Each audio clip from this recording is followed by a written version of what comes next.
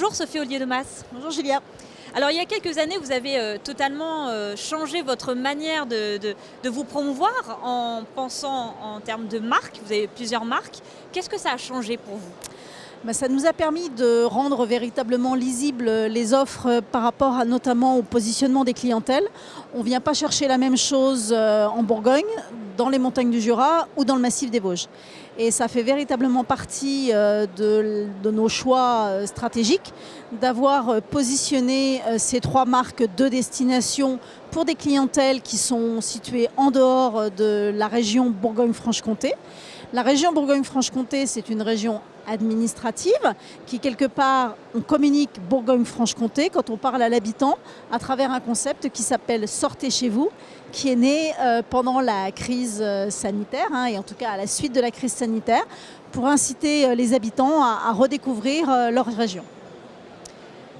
Alors comment, justement, vous parliez de la crise sanitaire, alors j'imagine que vous avez eu plus d'afflux de touristes dans la région. Comment vous avez fait justement pour gérer ces flux et est-ce que la technologie a joué un rôle là-dedans? Alors pour nous, pas vraiment. Effectivement, c'est vrai qu'il y a eu une surfréquentation de certains sites majeurs. C'est vrai que les aménagements ont pu être faits par les collectivités en charge de ces possibilités d'aménagement.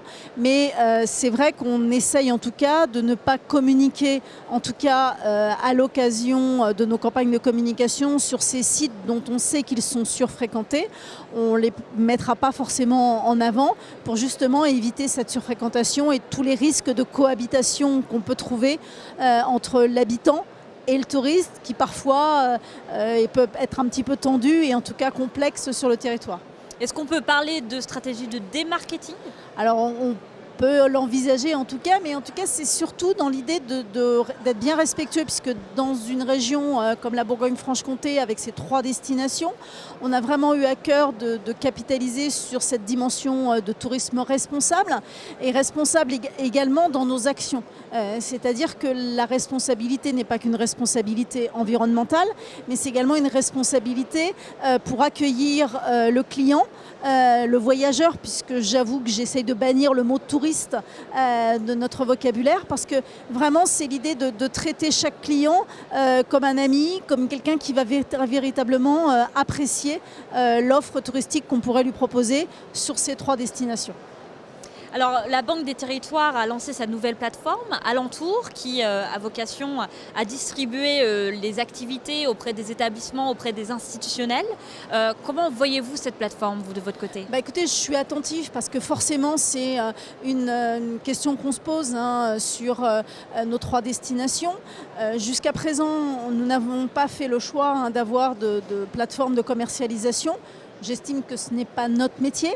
Par contre, on doit véritablement favoriser et permettre aux professionnels de monter en qualité, de se professionnaliser sur la digitalisation de leur offre, avec comme ambition d'être le mieux distribué possible.